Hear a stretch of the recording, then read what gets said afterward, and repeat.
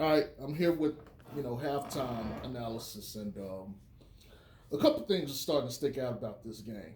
Um, Chris Fleming, who's the acting coach right now since Billy Donovan is out with COVID, he basically ran Matt Thomas from the time he came in the first until like 3 minutes or so left in the second quarter.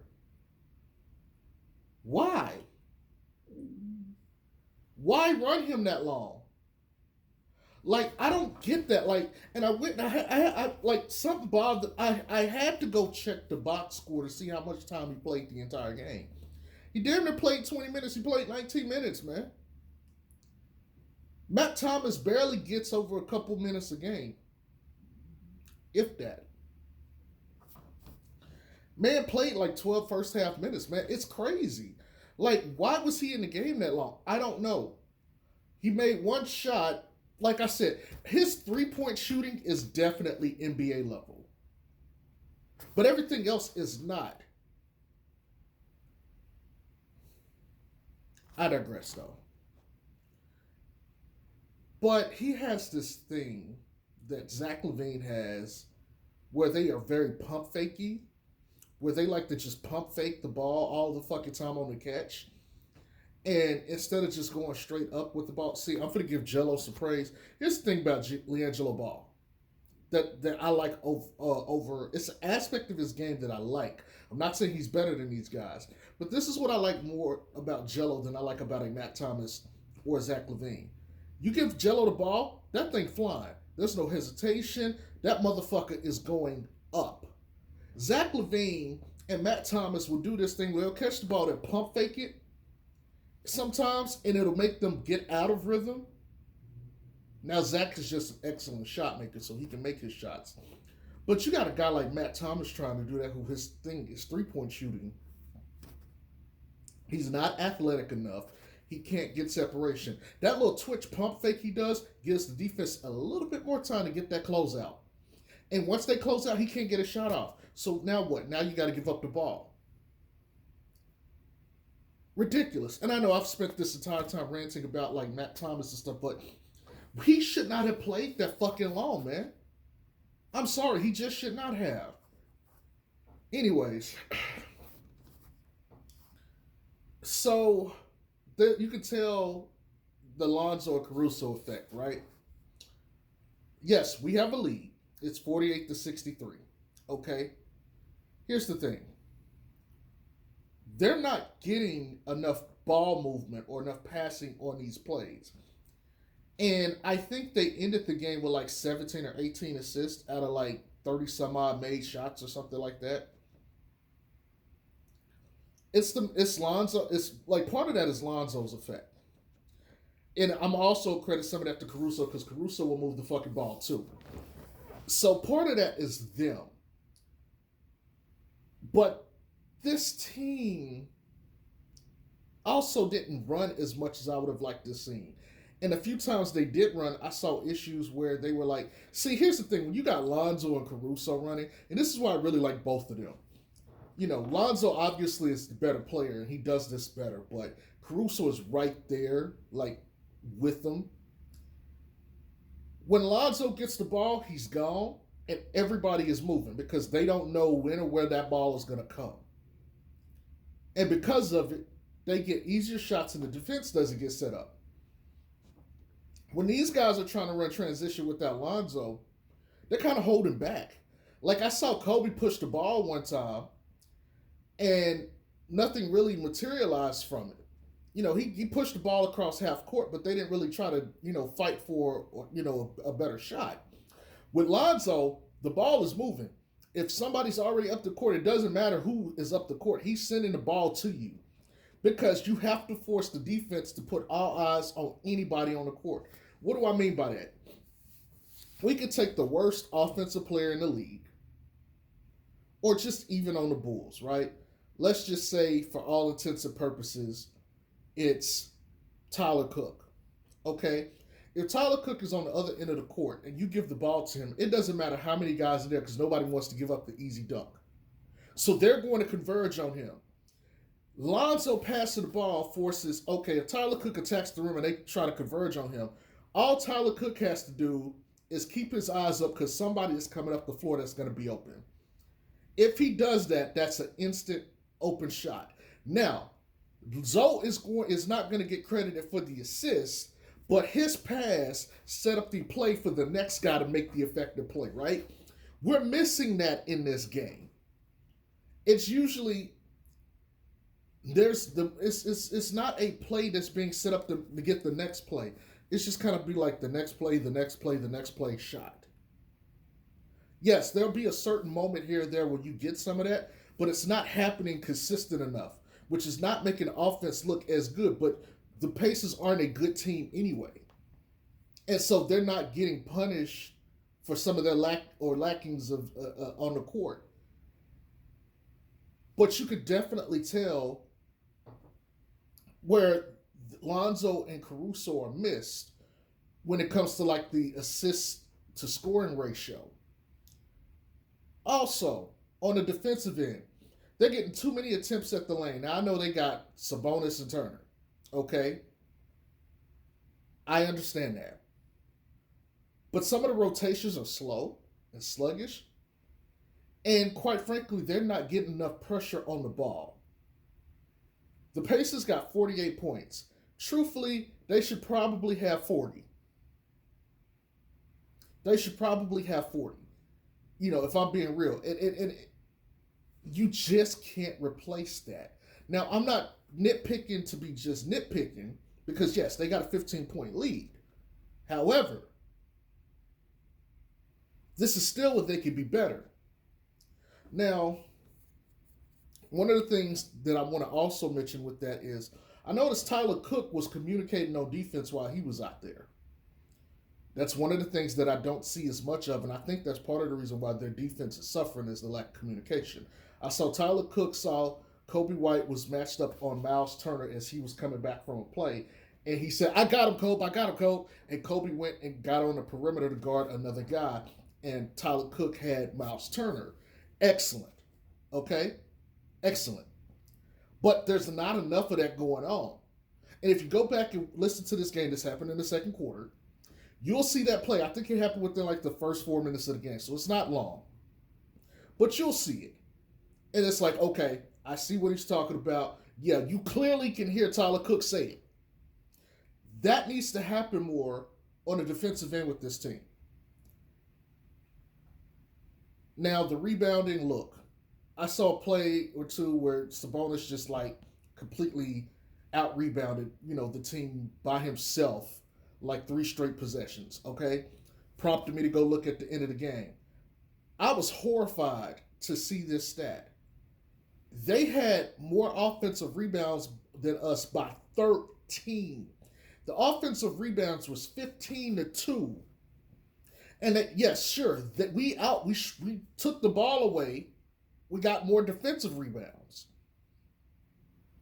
But they got 15 additional cracks at a shot throughout the game. So, yes, they out-rebounded us in total by 5, 40-5, which I think, again, parts where they missed Lonzo and Caruso. Those little tap shots to get the ball to another guy for us to get another opportunity to score. Okay? Pacers can't punish us for that. I'm sorry, they can't punish us for their offensive rebounding. Had this been the Lakers, we would have got punished.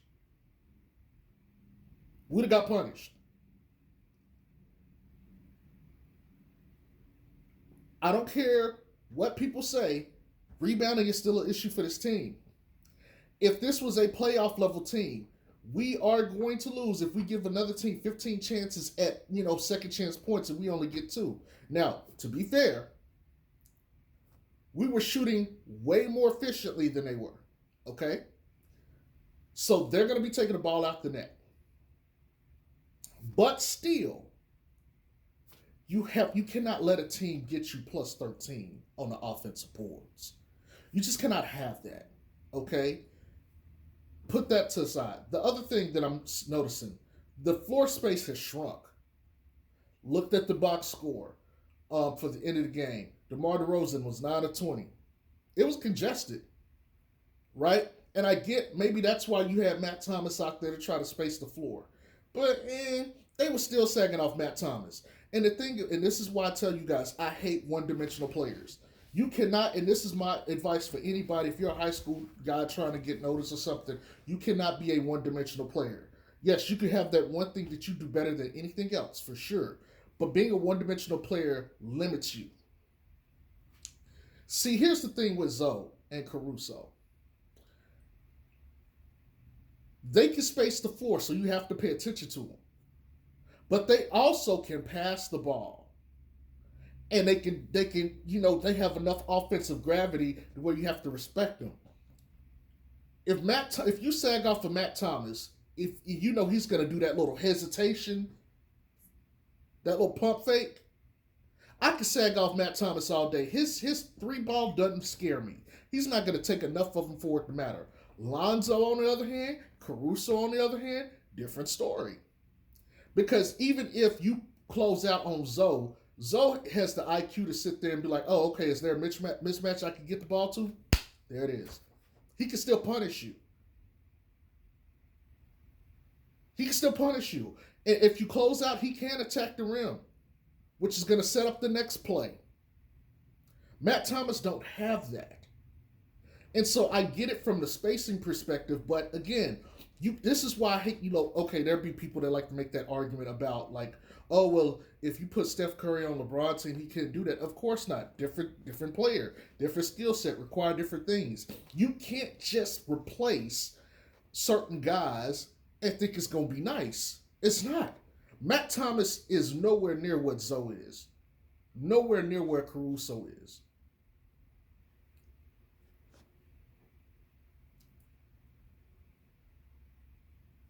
I want to give some love to DeRozan for this quarter.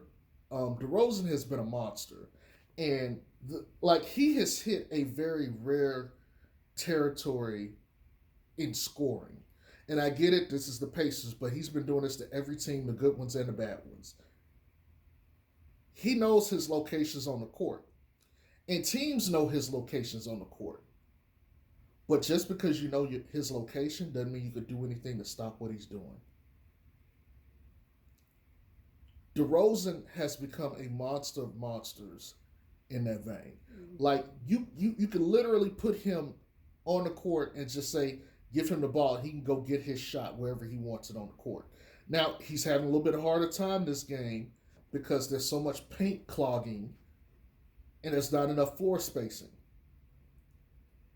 He's also having a bit of a harder time, too, because there's no one to put that pressure on the defense by, okay, we're advancing the ball, you got to have your defense hurried up and set. No.